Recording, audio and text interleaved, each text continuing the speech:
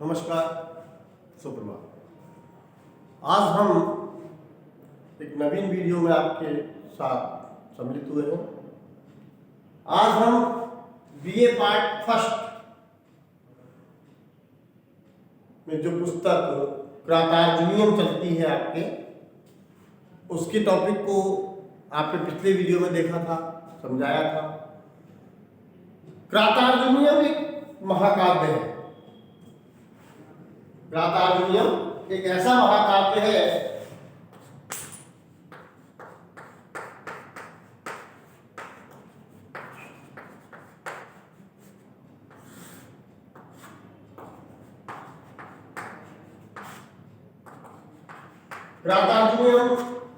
महाकाव्य है जिसके अंदर एक किरात वेशधारी भगवान शिव और अर्जुन का एक युद्ध होता है। उस युद्ध में पाशुपति अस्त्र भगवान श्री जो शिव हैं वो अपना पाशुपति अस्त्र अर्जुन को प्रदान कर देते हैं। अब क्या स्थिति होती है, उस विषय का ही यहां पर आकलन किया जाता है। हम जो क्रातार्जुनीयम है उसका प्रथम सर्ग जो है उसमें स्थिति दूसरी है। उसमें इस प्रकार की कोई युद्ध की बात नहीं करते हैं। इसमें तो जब पांडव एक बियावान जंगल में, एक घनघोर जंगल में रहते हैं, निवास करते हैं, अपने वनवास को भुगत रहे होते हैं, उस समय वनेचर को अपने राज्य को देखने के लिए भेजते हैं। और जब वह राज्य को देख करके आता है तो वहां वह देखता है कि जो राजा युधिष्ठिर है उसने जिस राज्य को बसाया था उस राज्य को छल से दुर्योधन ने जीत लिया, जुआ के माध्यम से, द्रुत क्रीड़ा के माध्यम से। और अब वह क्या करना चाहता है, अब उसको वह छल से जीते हुए राज्य को, कपट से जीते हुए राज्य को अब अपना बनाना चाहता है किसी भी तरीके से। उन सब कार्यों को वह कर रहा है। इन सब बातों को जब वनेचर जान लेता है तो वह एकांत में आकर अपने मन की जो भी उसने देखा था उन सबको वहां आकर के बतला देता है। अब बतलाने के बाद में क्या होता है, बतलाने के बाद में वहां पर जितने भी जो लोग थे, बतलाने के बाद में लोग कोई नहीं थे, वह उनको बतलाने के बाद में वह वहां से अंदर आता है द्रौपदी के महल। द्रौपदी के महल में पांचों भाई बैठे हुए थे, चार भाई बैठे हुए थे, द्रौपदी बैठी हुई थी। उन सबको वह आकर के अपनी स्थिति बतला देता है। जो दुर्योधन की स्थिति थी वह भी बतला देता है। अब द्रौपदी चूंकि एक नारी थी, स्वाभिमानी नारी थी, तो उसे अपने ऊपर किए गए अपमानों का बड़ा कुंठाग्रस्त जीवन जीना पड़ रहा था। इसलिए उसने अपने कुंठित जीवन के विषय में अपनी कुछ जो कुंठाएं थी उनको बाहर निकालने का प्रयत्न करा। युधिष्ठिर के अलावा भी उसके चार पति थे, द्रौपदी थी वो, और उसने जब उसे कहा कि प्रभु मुझ जैसी नारी, आप जैसे राजनेताओं के मध्य में, आप जैसे राजनीतिज्ञों के मध्य में बोलने का हक तो नहीं रखती है, मगर मेरी कुंठाएं, मेरे जो हृदय की वेदनाएं हैं वो मुझे कहने के लिए परेशान कर रही हैं, मुझे उत्तेजित कर रही हैं। ऐसा जान करके मैं आपकी यहाँ पर सबसे पहले आपसे माफी मांगना चाहती हूँ कि मैं कोई अगर शब्द ऐसा कह दूं कि आपको बुरा लग जाए तो उसके लिए पहले ही मैं माफ कर देना, पहले ही कह देती हूँ। अब वो प्रत्येक विषय पे उसका ध्यान आकर्षण करवाना चाहती है युधिष्ठिर का, और कैसे भी करके वो ये चाहती है कि उसके जो राजा हैं अर्थात युधिष्ठिर जी जो है वो किसी भी तरीके से कैसे भी उस दुर्योधन को उचित दंड दे। उनको इस प्रकार से प्रेरित कर देना। पांचों भाइयों के लिए अलग अलग बात कहती है, वो स्वयं के लिए अलग अलग बात कहती है, उन्हीं कड़ी में जो श्लोक है वो हम पढ़ रहे थे, देखते हैं उसी कड़ी में इस श्लोक को हम। देखो द्रौपदी जी क्या कहती हैं,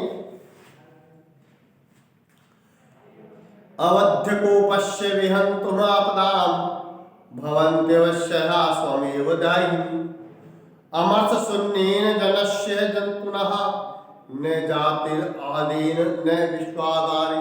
मतलब उसका कोई भी तात्पर्य नहीं है, मतलब कोई भी व्यक्ति उस व्यक्ति से आदर सम्मान नहीं देता जिसका क्रोध कुछ करने योग्य नहीं होता। एक क्या होता है कि हम देखते हैं कई बार गुस्सा करता है आदमी, बार बार गुस्सा करता है, तो हम क्या मान लेते हैं, ऐसे गुस्सा करता रहता है, उसको हम ध्यान नहीं देते।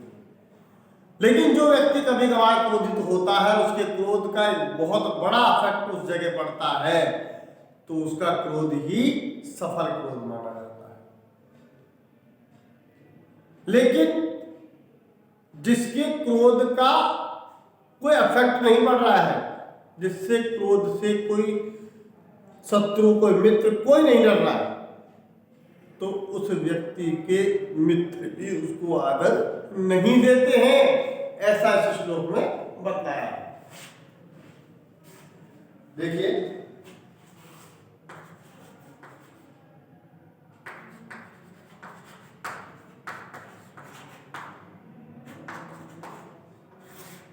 अवध को पश्य है विहंतुम अपदा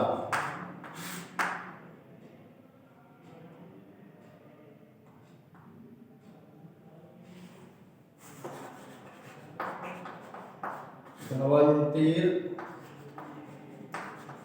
वश्यया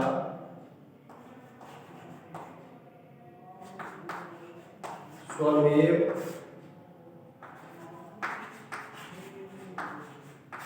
देहि।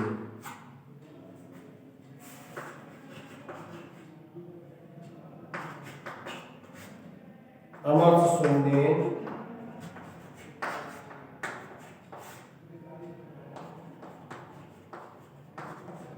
जनस्य जंतुना।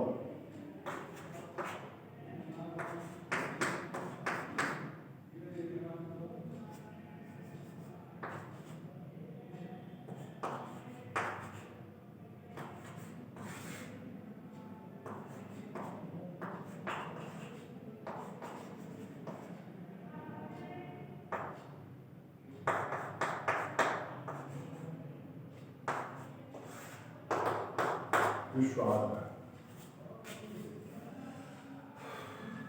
देखिए अवध्य कोपस्य विहंतुम अपदा भवन्तिम वश्यया स्वमेवं एव दहिनी अमर्थ शून्येन जनस्य जंतुना न जातः आद्रेण न विशद आदर। कहने का मतलब जिसका क्रोध शून्य है, जिसके क्रोध का कोई विशेष प्रभाव दृष्टिगोचर नहीं हो रहा है, उसको तो मित्र भी आदर नहीं देते हैं, उसको तो मित्र भी आदर नहीं देते। ऐसा यहां स्पष्ट किया गया। देखो अवध्य को पश्य, सफल क्रोध वाले की आपदाम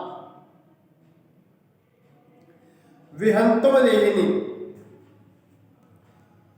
आपत्तियों और विपत्तियों में देहिनी स्वमेव एव वश्वावन्ति, जो भी पुरुष हैं, जो भी व्यक्ति हैं, वे स्वयं ही वश में हो जाते हैं। और अमर्थ शून्येन जंतुना, अमर्थ शून्य व्यक्ति के तो जात धारेन उत्पन्न हुए हार्दिक स्नेह से जनस्य आदरेण न भवन्ति, व्यक्ति आदर से युक्त नहीं होता, न विदुषा दरह न भवन्ति, और विदुषा माने शत्रु भी दरह माने भय को प्राप्त नहीं करते हैं। शत्रु भी नहीं डरता है, मित्र तो डरेगा ही नहीं। देखो अवध्य कोपस्य, सफल क्रोध वाले, सफल क्रोध वाले के विहंतुर आपदा। विपत्ति में, आपत्ति में विहंतुर आपदा, विनाशक आपत्तियों का, विहंतुर आपदा विनाशक आपत्तियों में भी स्वयं, स्वयं ही देहिनी माने मनुष्य, देहिनी यहाँ पर किसको कहा गया है? मनुष्य, मनुष्य स्वयं, स्वयं ही भवंती मन होता है वश्य माने बस में, किसके? सफल क्रोध वाले व्यक्ति, जिसका क्रोध सफल होता है, जिसका क्रोध श्रेष्ठ होता है, अर्थात जो बार बार क्रोध नहीं करता है, जिसके क्रोध का विशेष इफेक्ट पड़ता है। तो जिसका क्रोध सफल होता है उससे तो मनुष्य विनाशक आपत्ति सभी चीज उससे डरती है, उसके बस में हो जाती है। और अमर्थ शून्य, क्रोध शून्य, क्रोध शून्य, क्रोध शून्य व्यक्ति की जंतु नाम, जंतु माने प्राणी, जंतु नाम जंतु जात धारे न विदिशा डरे, डरे माने भय, डरे माने भय, विदिशा माने शत्रु, शत्रु, न माने नहीं, जात धारे माने डरते हैं, न माने नहीं, मतलब शत्रु भी उससे नहीं डरते हैं और मित्र भी उससे नहीं डरते हैं। कहने का मतलब जिस व्यक्ति में क्रोध है, जिस व्यक्ति में शक्ति है, वही व्यक्ति किसी भी तरीके से श्रेष्ठ माना जा सकता है और कोई श्रेष्ठ नहीं माना जा सकता। यहाँ पर सफल क्रोध वाले व्यक्ति को विशेष बताया है, किसी भी तरह से जो इस व्यक्ति के क्रोध का प्रभाव दृष्टिगोचर होता है, दिखाई देता है, वही सफल है, वही श्रेष्ठ है। देख लो अवध्य कोपस्य, अवध्य कोपस्य आपदाम विहंतु, अर्थात सफल क्रोध वाले की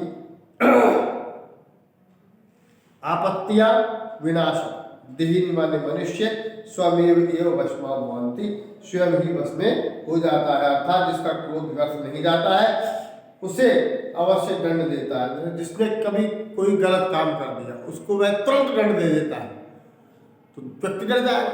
आज हमारी पुलिस है, पुलिस तो क्या होता है, हम सोचते हैं कि तो ढंग से काम नहीं करती, लेकिन बहुत सी जगह बहुत अच्छा काम करती है, तुरंत दंड देने का काम करती है। कोई भी एफआईआर होती है तुरंत उस पर एक्शन लेती है, एक्शन लेते तुरंत इफेक्ट पड़ता है, जब समझते हैं हाँ अच्छा है वो। कभी कभी नहीं भी होता है। तो कहने का मतलब यह है जिसका क्रोध, एडमिनिस्ट्रेशन में भी देख लो आप, अगर कोई व्यक्ति ऐसा है कि जो नियम से चल रहा है, बिल्कुल सही चल रहा है, उसके अनुसार काम करना ही पड़ेगा। तो सफल क्रोध वाले व्यक्ति को ही श्रेष्ठ बताया है। ऐसा व्यक्ति नहीं जो क्रोध तो करता है लेकिन उसके क्रोध का फर्क नहीं पड़ता है, ऐसा व्यक्ति सफल नहीं बताया। सफल वही बताया है जिसके क्रोध का असर पड़ता है। इसलिए वो ये कहना चाहती है कि आप भी इस प्रकार से क्रोधित हो और आप भी सफल व्यक्ति के रूप में स्थापित हो जाएं। इसलिए मैं आपसे चाहती हूँ कि आप किसी भी तरीके से इस दुर्योधन को दंड दें। देखो उसने क्या क्या किया है। अब जो द्रौपदी है वो एक एक भाई के विषय में बताती है कि ये सब भाई आपके जो थे वो बड़े वीर हैं, बड़े ताकतवर हैं, बड़े शक्तिशाली हैं और उन्होंने आपके लिए बहुत कुछ किया है, फिर भी आप उनके विषय में कुछ भी नहीं कर रहे।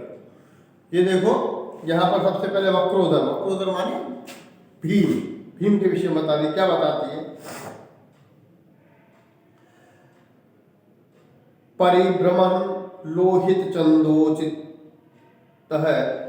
पदांति अंतर्गृहीरेणुषित है, मारत है सत्य धनस्य मानसम दुनोति हीनो कदाचिदायं वक्रोदरः। क्या आप इस वक्रोदर को भी नहीं देख रहे हो? जो व्यक्ति कभी पैदल नहीं चलता था, जो व्यक्ति अपने शरीर पर चंदन का लेप करवाया करता था, वह व्यक्ति आज कांटों में चल रहा है, पैदल चल रहा है। तो क्या आप उस भीम के विषय में भी नहीं सोच रहे? चलो आप अपने जीवन को कष्ट में बना सकते हो दूसरों को सुख देने के लिए, लेकिन आप दूसरे के जीवन को क्यों कष्ट में बना रहे हैं जो आप पर आश्रित है? तो ये तो बहुत गलत है। इसको आप सुधारो, आप उसको दंड दो। इसलिए यहां इस प्रकार से कहा जा रहा है। क्या कहा जा रहा है देखिए,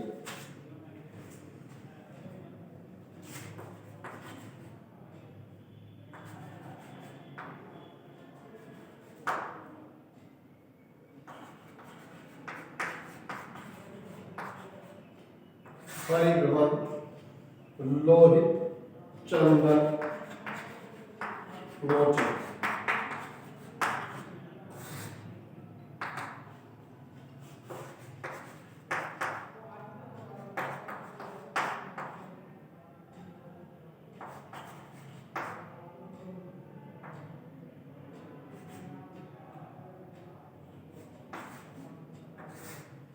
पदार्थ गिरिरेणु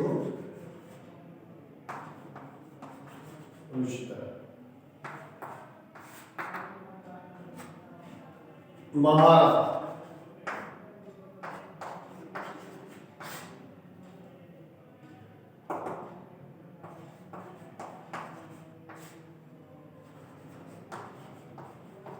सत्य भक्ष्य महारथ।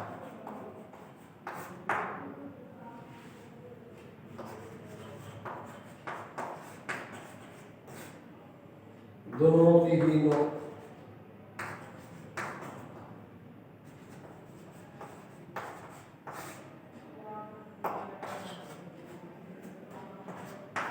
वक्रोदर।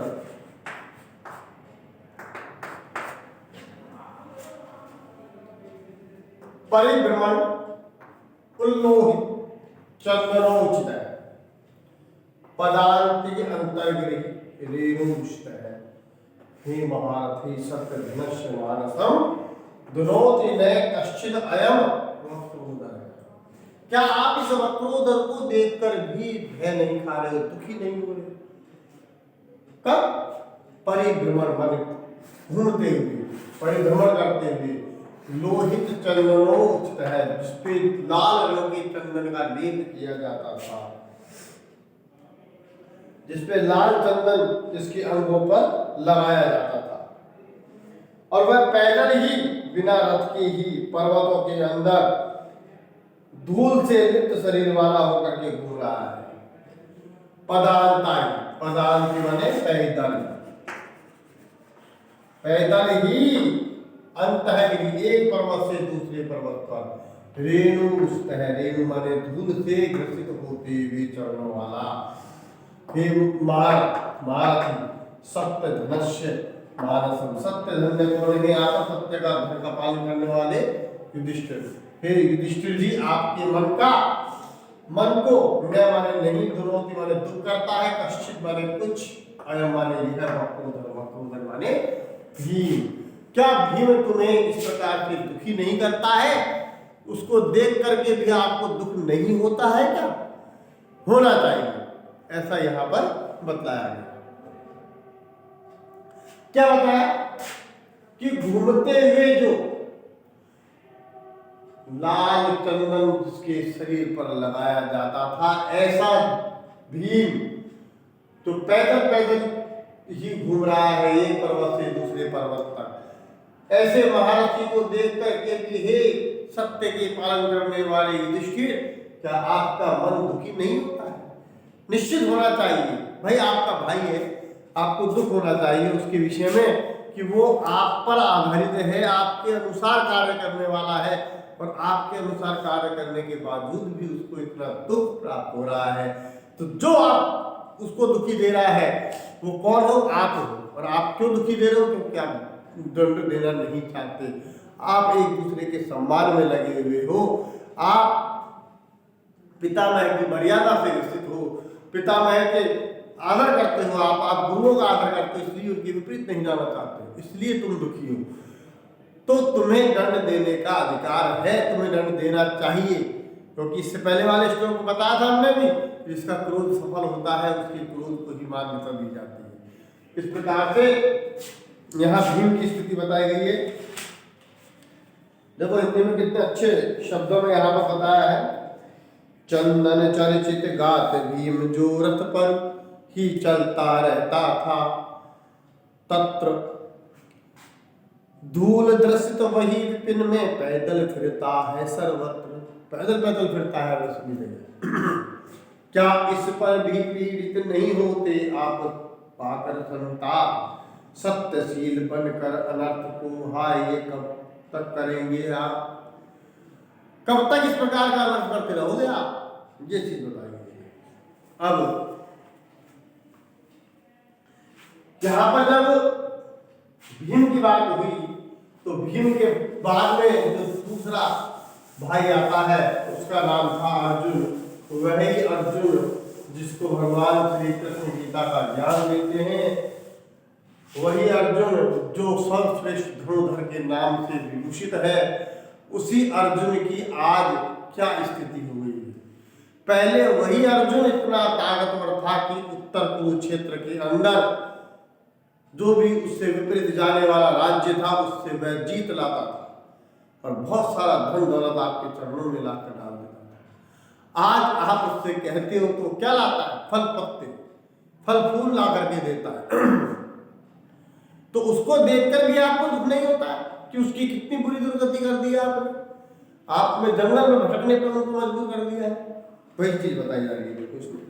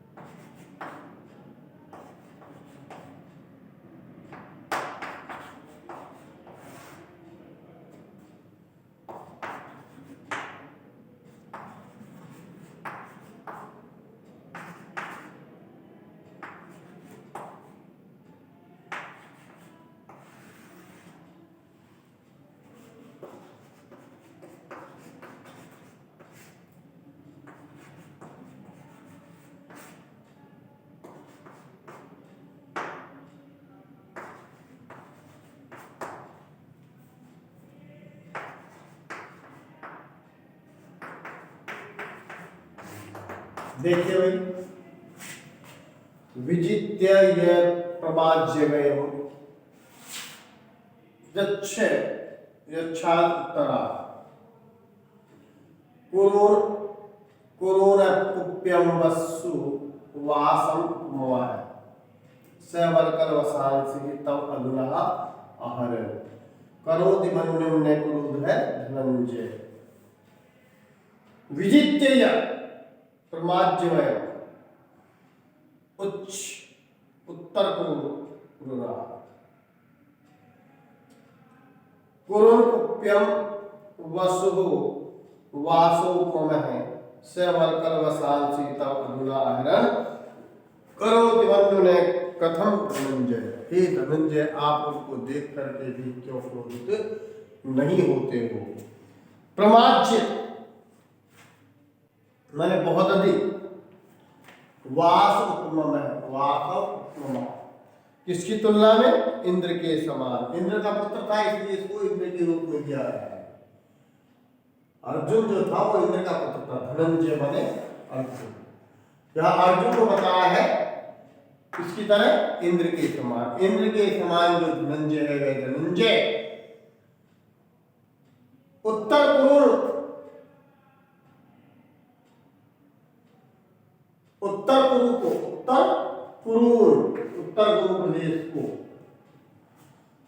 कुरु प्रदेश को विजित्य माने जीतकर, विजित्य माने जीतकर, प्राज्यमयम उच्चका बहुत अधिक धन, एकोप्यम वसु बहुत अधिक, एकोप्यम वसु माने धन, अयक्षत माने देता था, अयक्षत अयक्षत ये देखिए अयक्षत। उत्तर पूर्व प्रमाज्य माने बहुत अधिक, जो धन दिया करता था, जो बहुत अधिक धन दिया करता था। वही अर्जुन से माने वही अर्जुन, वलकल वसांसी वलकल वस्त्रों को, तो माने तुम्हार को, अधुना माने अब, हमारे माने लाकर देता है। तत्करो कि मन में कथम धनंजय, तो उसको धनंजय को देखकर विमन्यु माने क्रोध, क्रोध क्यों नहीं कर रहे हो तुम? कहने का मतलब यह है कि वह जो अर्जुन है वह बड़े ही शक्ति के साथ युद्ध करता था और वह इस प्रकार से युद्ध करता हुआ होने के बावजूद उसकी शक्ति पर कोई भी उंगली नहीं उठा सकता था। उसके बावजूद भी आज उसकी कैसी दुर्गति आपने कर रखी है महाराज, तुमने उसको आज दर दर पर भटकने वाला बना दिया है, उसको इस प्रकार की स्थिति में लाकर रख दिया है कि आज वो उत्तर कुरुक्षेत्र को तो जीतने को तो छोड़ो, वो वल्कल वस्त्रांश, वल्कल वस्त्र ऐसे होते हैं जिनको झीने वस्त्र कहते हैं, जो बहुत ही निम्न कोटि के व्यक्ति पहनते थे, जो साधु महात्मा ही पहनते थे, लेकिन जो बहुत गरीबों के पास